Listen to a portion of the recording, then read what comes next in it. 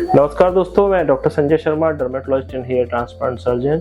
जैसे कि हमने प्लान किया था कि 7 डेज में 7 वीडियो के माध्यम से हम आपको हेयर ट्रांसप्लांट से जुड़ी पूरी ऑथेंटिक इन्फॉर्मेशन देने वाले हैं। तो उस सीरीज में आज हम फर्स्ट वीडियो में हेयर ट्रांसप्लांट की पूरी एंटायर प्रोसेस आपको समझाने वाले हैं। जो हमारा टारगेट है वो मेनली हम आपको FUE टेक्निक यानी फॉलिकुलर यूनिट एक्सीजन टेक्निक ही बताने वाले हैं।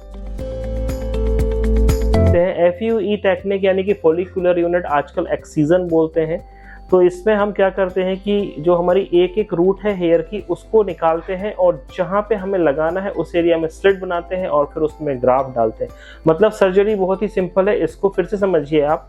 जहाँ एरिया में बाल्डनेस हुआ है, जैसे यहाँ बाल्डनेस है, तो उसमें हमें ग्राफ्ट लगाने के लिए सबसे पहले वहाँ पे स्लिट्स बनानी पड़ती है। स्लिट मतलब एक तरीके का होल है, छोटा सा बहुत बारीक, जहाँ पे कि हम ग्राफ्ट को फंसाने वाले हैं।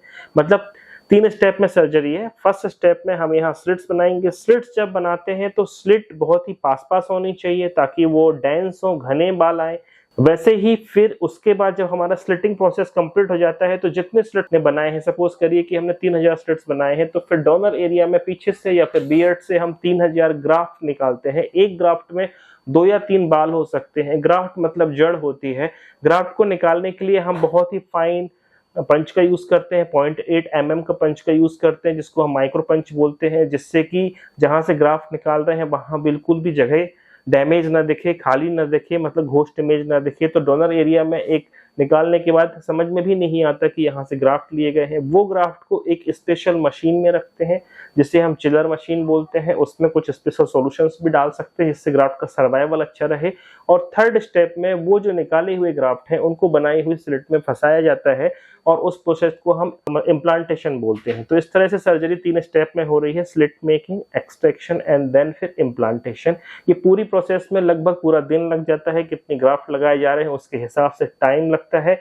और जब एक बार ये ग्राफ्ट लग गए तो फिर उसके बाद उन ग्राफ्ट की लगभग 7 डेज तक हमें केयर करनी होती है। फिर उसके बाद वो रूट वहां सेट हो जाती है और वो जड़ जो हमने यहाँ से निकाली है अब वो इस जगह उगने लगती है। तो इस तरीके से बाल्ड जो एरिया था उसे हम कवर कर लेते हैं हेयर ट्रांसप्लांट के माध्यम से। तो ये पूरी प्रोसेस जो है लोकल एनेस्थीसिया में होती है। सिंपल सर्जरी है, कोई मेजर कॉम्प्लिकेशंस नहीं है। जो हेयर ट्रांसप्लांट कराने का सोच रहे हैं तो स्टे ट्यून विद अस, क्योंकि हमारे सब्सिक्वेंट वीडियोस में हम ऐसी बहुत सारी इंफॉर्मेशन लेके आने वाले हैं। और अगर आपके मन में कुछ भी डाउट है तो हमें कमेंट सेक्शन में बताइए या हमारे व्हाट्सएप नंबर पर बताइए। हम अपने आने वाले वीडियोस में उन इन्फॉर्मेशन को भी इंक्लूड करेंगे। Thank you so much and do subscribe our channel.